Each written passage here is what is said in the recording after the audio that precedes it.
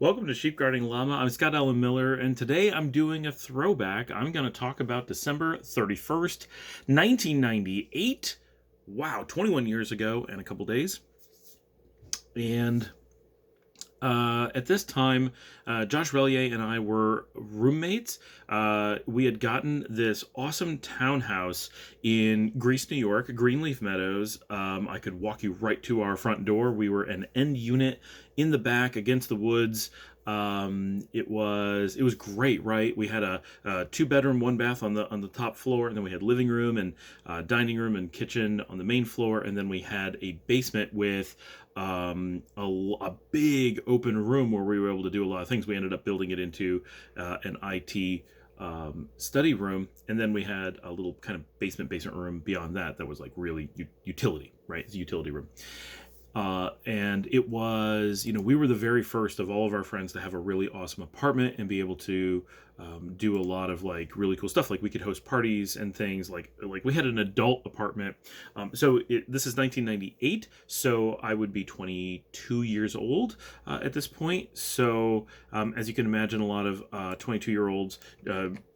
Both now and back then, having a really cool apartment was pretty hard, right? It's a struggle to get an apartment, and that we had one for a little while now, and we had really nice leather furniture, which became a story for later. Dominica never liked that furniture.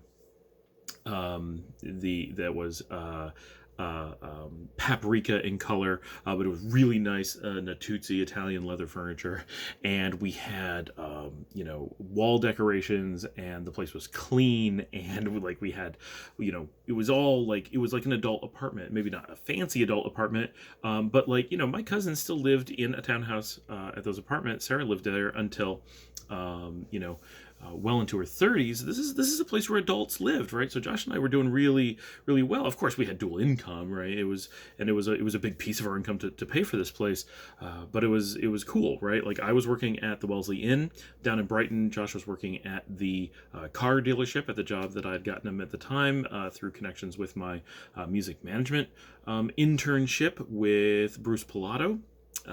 That was had about a year before that.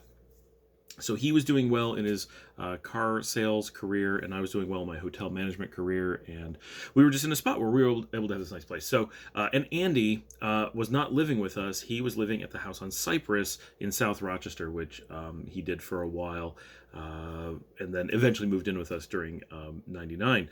But so this year we were going to throw a party because we had this great apartment and we had lots of friends, and it was just, that's what you do. You're 22 years old. We're going to throw this party in our cool apartment. And Andy didn't manage to go to work tonight because Andy and I work the same job.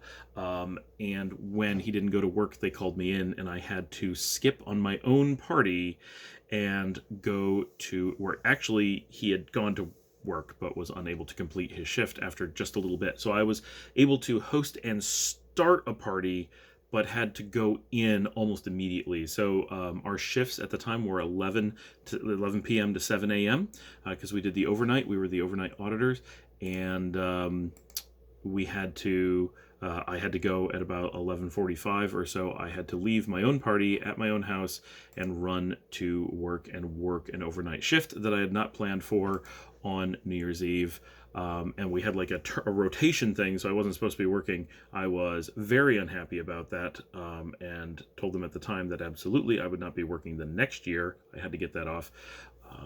So that was that is why this night sticks in my memory, that we had finally gotten this really nice apartment. We were kind of making it. The overnight, I had moved up to the Wellesley. I had been at the Days Inn previously.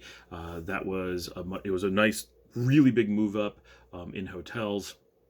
I had very easily one of the most sought after hotel positions in the city, and it was just. It should have been a really good party night. I was really looking forward to it, and I missed it. And next year, we have more stories that will help explain why this one was not nearly, or why this one ended up being as memorable as it was. So that is the story of December 31st, 1998. Not the best story, but one of those ones that I really remember. I mean, that's where I was. That's what was going on that year. Lots of interesting things will be happening in the upcoming year that I don't know about. But this one I can still remember 21 years later. There's no way to really forget what was going on that night. And it's hard to believe that looking back, that was 21 years ago. So anyway, we'll see you tomorrow.